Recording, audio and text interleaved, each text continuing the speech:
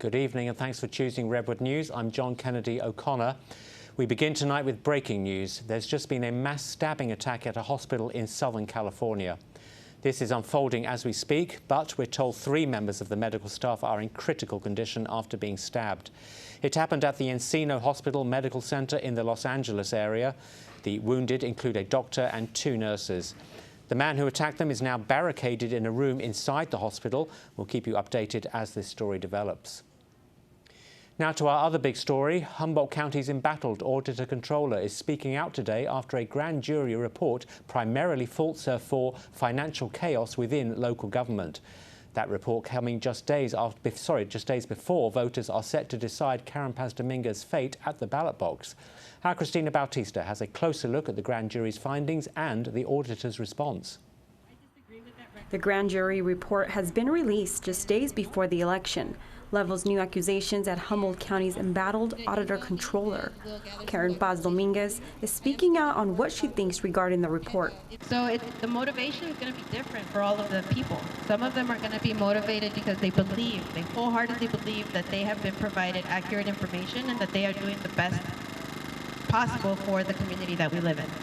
Other people are not motivated by wanting to do the right thing, but rather a vendetta. And I feel comfortable saying that because this is evidenced by commentary that's been provided to. The grand jury report largely blames auditor-controller Karen Paz-Dominguez for what is called the county's, quote, fiscal chaos. Grand jurors say the county has suffered $2.3 million in losses and has $9.7 million more at risk. Unfortunately, what I think is happening, the big flaw, is that all of these decisions are based on circular reasoning. They're in an echo chamber. So what I'm seeing is that these same people are being provided a platform or being provided a microphone in all of these spaces, repeating the same information. And I hate to say it, but if you repeat a lie 13 times, some people will start believing. What I have yet to see is any documentary evidence that is not based on circular reasoning. These interviews are with the same people who interviewed with the board. The timing of the release is being questioned. But the jury foreman says the timing of the release has nothing to do with politics. I was directed on Wednesday to not speak of the report until Friday afternoon. Then the report was released on Thursday, providing the press ample opportunity to write about it, discuss it, and I still had to be quiet. Reporting in Humboldt County, Cristina Bautista, Redwood News. Eureka police are investigating what they describe as a recent explosion outside the Bayshore Mall. Authorities say the explosion happened in the mall's parking lot along the 3300 block of Broadway yesterday morning. Investigators are offering few details, but it appears a device emitting smoke was discovered in the parking lot. Eureka police say it's an ongoing investigation and they're unable to share more information at this time. The FAA is investigating a pair of Northern California small plane crashes this week that have left 2 people dead and 2 others seriously hurt. The latest crash happened yesterday near an airport in Oroville. That plane crashed nearly straight into the ground, killing 2 people whose identities have not yet been released. It comes after a fiery crash earlier this week around a private landing strip in Mendocino County.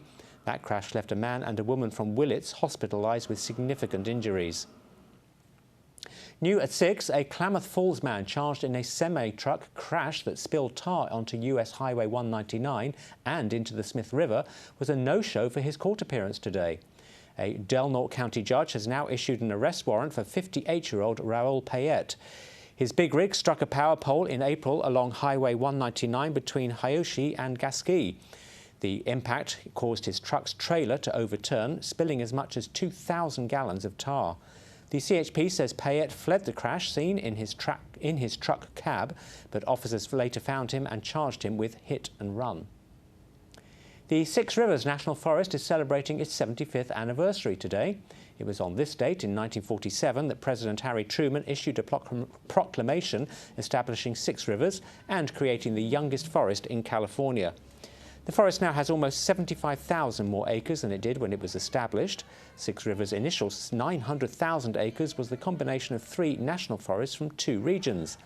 Today, Six Rivers' mountainous land and iconic rivers stretch from the Oregon-California border for approximately 140 miles to Mendocino County. I think that one of the biggest accomplishments we've done is creating more community involvement with the forest. You know, we used to do decisions based upon what the forest wanted, and now a lot of what we do is based upon what community wants. And we have several different collaborative groups that work across the forest that are integral to the way we do business. And another change over the years. When Six Rivers was founded, it had just 9 employees. Today, the forest employs about 200 people. Thousands of Californians, including here on the North Coast, are threatened with eviction despite the program that was supposed to prevent it. We'll have the details after this short break. We'll be right back. Gas prices continue to soar in California, and as of today, we've hit yet another record high. According to AAA, California drivers on the start of this weekend are paying an average of $6.25 a gallon. But that state average is nowhere near what drivers here along the North Coast are paying. It's $6.72 here in Humboldt County and $6.62 in Del Norte County. And as we reported earlier this week, the most expensive gas in the nation is at $9.45 a gallon at Schaefer's in coastal Mendocino. The state of California has been slow to pay the rental assistance it promised to tenants and landlords during the pandemic.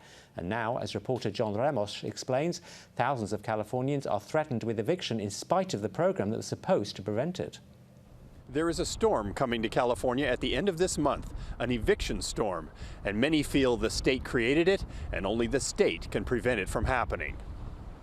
A year ago, Governor Newsom proudly announced a program to completely reimburse landlords for the unpaid rent people owed during the pandemic. 100% of your back rent taken care of. So a lot of tenants and landlords scrambled to apply for the program, which was set to end on March 31st of this year. Camila Miller was one of them. I submitted my paperwork March 10th. I haven't heard a peep. I even called just to say, hey, just want to make sure everything's in there. And they're like, it's in there. And that's it. Camila operates a preschool out of her Antioch home. The house is her business and means of support. And despite paying rent through most of the pandemic, she now owes about $4,000, and she's afraid of what could happen when the ban on evictions ends. It was exciting to know that it was there, but then once you applied and you heard nothing for months, it's just back to scary. Yeah, and you feel like you're just back on your own.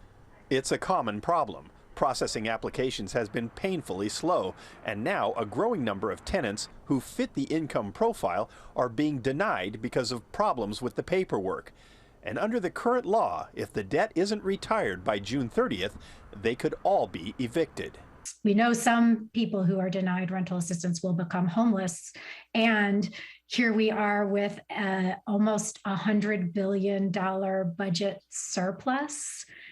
But one tenants advocacy group says some landlords are taking advantage of a loophole caused by the rent relief program ending 3 months before the eviction moratorium will.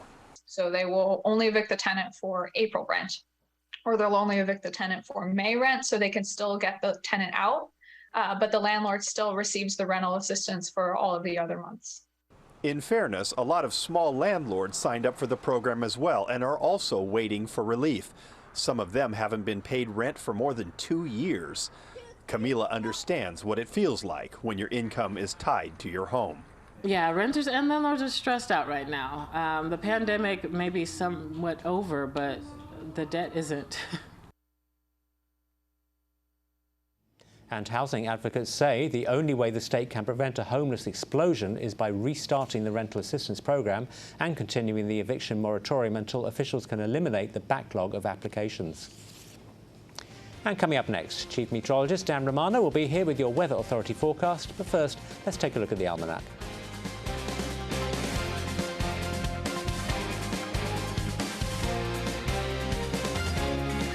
Of thousands of dollars in cash.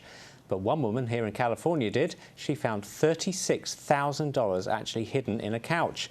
It all started when Vicky Amundo got this free couch through Craigslist. When she brought it home, she found several envelopes filled with money. At first, though, she didn't realize what she had found. Amundo returned all of the cash to the original owners, who said they got rid of the couch after the recent death of a loved one. The grateful family gave her $2,200 to say thank you. I'm thrilled if I find 5 cents down the back of my couch. Yeah, that's some quality cushions right there. Absolutely. I'm imagining a new Simpsons gag somehow for the next season. You know what? I'm probably not even going to find a dime in my couch. Me neither.